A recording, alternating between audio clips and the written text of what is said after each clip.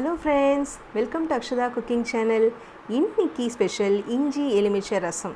இந்த இஞ்சி எலுமிச்சை ரசம் டைஜஷனுக்கு ரொம்பவே நல்லது. நோய் எதிர்ப்பு சக்தியை ரொம்பவே இம்ப்ரூவ் பண்ணுது. இதில் லெமன் சேர்த்துருக்கிறதுனால நம்ம உடம்பை ரொம்பவே குளிர்ச்சியாக வச்சுருக்கு. இது ரொம்ப ஹெல்த்தியான ரெசிபி.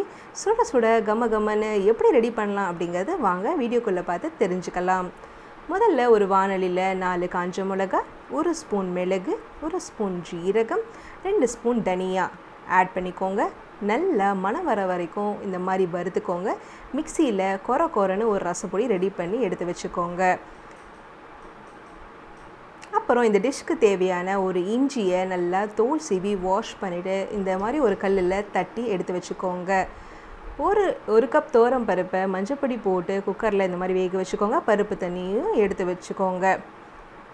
ஒரு வாணலியில் 1 டீஸ்பூன் நெய் ஆட் பண்ணிக்கோங்க. அதோட கடுகு, காஞ்ச மிளகா, தட்டி வச்சுருக்க இஞ்சி, வெட்டி வச்சுருக்க தக்காளி, வேக வச்சு எடுத்து வச்சுருக்க பருப்பு தண்ணி, உப்பு, பெருங்காயம், கருவேப்பிலை, கொத்தமல்லி எல்லாமே ஆட் பண்ணிக்கோங்க. நல்லா இந்த மாதிரி கலக்கி விட்டுக்கோங்க. இந்த ரெசிபிக்கு தேவையான தண்ணி 2 டம்ளர் தண்ணி நான் இன்றைக்கி ஆட் பண்ணியிருக்கேங்க. இந்த ரெசிபியில் நம்ம புளி சேர்க்க போகிறதில்ல. நல்லா நுரைச்சி வரும்போது நம்ம ஆல்ரெடி ரெடி பண்ணி வச்சுருக்க ரசப்பொடி ஒரு 2 டீஸ்பூன் ஆட் பண்ணிக்கோங்க. நல்லா மிக்ஸ் பண்ணிக்கோங்க. நம்ம ஆல்ரெடி வேக வச்சு எடுத்து வச்சுருக்க பருப்பை இந்த ஸ்டேஜில் ஆட் பண்ணிக்கோங்க. நல்லா ரசம் கொதித்து வரும்போது ஒரு 2 to 3 நிமிஷம் ஆகும். இதுக்கு ஸ்டவ்வை ஆஃப் பண்ணிவிடுங்க. ரசம் ரொம்ப கொதிக்க வேணாம். இந்த ஸ்டேஜில் நம்ம புளிப்புக்கு தேவையான லெமன் ஆட் பண்ணிக்கோங்க. நான் ஒரு 2 மூடி லெமன் ஆட் பண்ணியிருக்கேன்.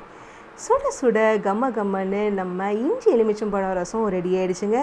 ரொம்பவே ஆரோக்கியமான ரெசிபி. கட்டாயம் இந்த ரெசிபியை நீங்கள் வீட்டில் ட்ரை பண்ணி பாருங்கள். உங்களுக்கு பிடிக்கும்னு நான் நம்புகிறேன்.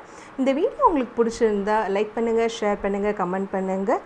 நம்ம சேனலை புதுசாக பார்க்குறவங்க அக்ஷதா குக்கிங் சேனலுக்கு சப்ஸ்கிரைப் பண்ணி வச்சுக்கோங்க. தேங்க்யூ.